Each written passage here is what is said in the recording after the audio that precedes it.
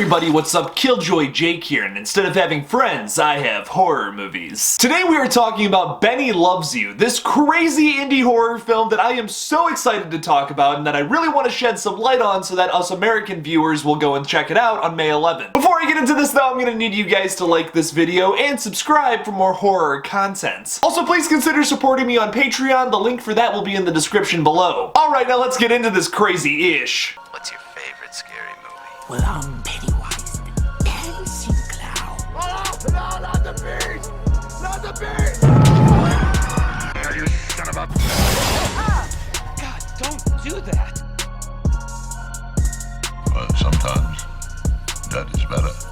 So the only real place I can imagine starting this video is just reading you the wild description of this movie. Benny Loves You is described as, after the accidental death of his parents, Jack's comfortable lifestyle comes to an end as he sells his family home. Desperate to improve his life, Jack throws out his childhood belongings, including a beloved plush animal named Benny. However, it's a move that has disastrous consequences when Benny springs to life with deadly intentions. And if you have seen the trailer for this movie, you know it looks wild. Benny is this little red plushy doll that can pick up a knife and he runs around, he's got this little squeaky voice, and like when he's presenting bodies and stuff, he's just like, ta-da! It's so cute. It's so cute and horrible. I love it. It's a great mix. The film is currently out in the UK right now, but American viewers can check this out on May 11th on only VOD, unfortunately. But I still recommend checking this out if you've seen the trailer, which I highly recommend you check out after watching this video. It looks wild. This is one man's vision as well, Carl Holt. He's directing it, writing it,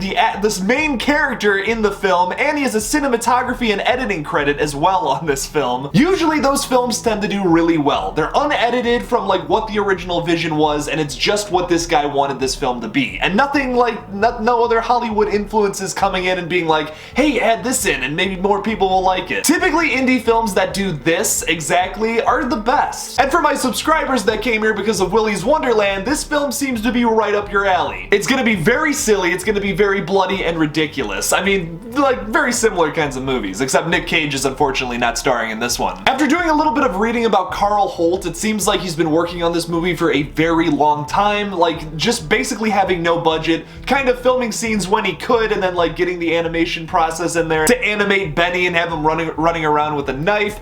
It seems like he put a lot of work into this movie. Like, it actually was supposed to come out in 2019, and then of course like that got delayed, the pandemic delayed it, and now it's coming out like now basically. What I've seen in spoiler-free reviews though for this movie is that I guess it takes a lot of notes from the Cornetto trilogy, which if you're unfamiliar with that, that's Edgar Wright's like 3 comedy horror films, like sort of horror films, that are starring Simon Pegg and Nick Frost. The films include Shaun of the Dead, Hot Fuzz, and At World's End, which I like all of them. A lot of people don't like At World's End. I think it's pretty good still. It's a pretty damn good movie. It's a lot of fun. It's not as good as the other ones, but it's good. Shaun of the Dead's the best. Don't even argue me on that. My one friend likes Hot Fuzz more. I don't get it. But if it's anything like all 3 of those films, that's gonna be a huge plus in my book. I love those movies for multiple reasons. Not only are they some of the best horror comedies ever made, the cinematography in just all of Edgar Wright's movies are beautiful. The close-up shots on like little like insignificant things like throughout all 3 of those movies, like for example when they're at the pub, like it like zooms in on a beer getting poured into a glass, and it's like a bunch of quick cuts on like a bunch of zooms.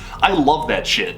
It's such a little thing that improves and moves your story along so much quicker and in such a like stylistic way. I love that. I would love to see like that kind of like editing plus that sort of like storytelling and silliness added into this film, which from what I'm reading I guess is the case. Now the one thing I felt that was missing from Willy's Wonderland is it didn't really have a strong horror aspect as well as a comedy aspect. Like it was definitely silly, there was a lot of laugh out loud moments in that movie, but like the horror aspect wasn't quite there as much as I would have liked it to be. That film could have used like a jump scare or two, you know what I mean? Like there was a lot of like blood and guts, and that was good for that little like 20-30 minute montage where the monsters kill like everybody in that little span of time. But like I wanted a little more than that. Like I was expecting like Five Nights at Freddy's like jump scares, like where you get the animatronics like jumping out of the dark and scaring you, you know, something like that. That would be be a good little homage to basically what is the source material of Willy's Wonderland. So let's do some homages in this movie too, maybe. I don't know, I haven't seen it yet. Maybe like they do like some Child's Play references, where there's like the doll's on fire at one point and just keeps coming back to life. I don't know, something like that. I'm just spitballing here. I would like this movie to be like a little scary too. You know, like I don't want it to be like taken totally serious. Like this is a ridiculous concept for a movie. It doesn't even make any sense. But what I would like is like a jump scare or two, a lot of blood and guts throughout, you know, not just in one little 20-30 minute interval. I am heavily comparing this to Willy's Wonderland, but like how can you not after I just talked about that movie for so many months? Another thing that I saw in one of the trailers for this film is that there is actually like a demon running around. I don't know if this is like in the kid's imagination, because like the main character, Jack, who's also played by Carl Holt, really interesting. When he's a kid, like I think he sees a demon in his closet or something, and that's when his mom gives him Benny. So, like, is the demon real? Does the demon possess Benny? What's the deal there? Like, something's going on. Is the demon real, I guess is my question, that lives in his closet? And then, like, when he throws Benny out to, like, actually start his adult life, does that mean, like, somehow the demon gets put into Benny? I'm not sure. I haven't seen the movie yet. That's kind of just my theory as of right now. I'm sure my UK viewers think I'm an idiot right now because I haven't seen this movie, but I'll be a little more educated on May 11th. As insane as this might sound, the film currently has a 100% on Rotten Tomatoes. Another reason why I'm like, okay, I have to talk about this movie. I mean, I'm interested in this movie just concept alone, but if it's executed well as well, like on top of that, that's gonna be a big deal for the horror community. I love that these silly movies are coming to the forefront and actually getting a whole bunch of recognition, where in the past it would be like all just underground stuff that like people would just like you'd hear rumblings about every now and then. Now it's like this stuff is like really upfront, it's like people are talking about it, it's a big movie now, which I think is so great. Another film that I didn't unfortunately have time to talk about was this movie called Slacks, and it's this film about like these killer pairs of jeans that like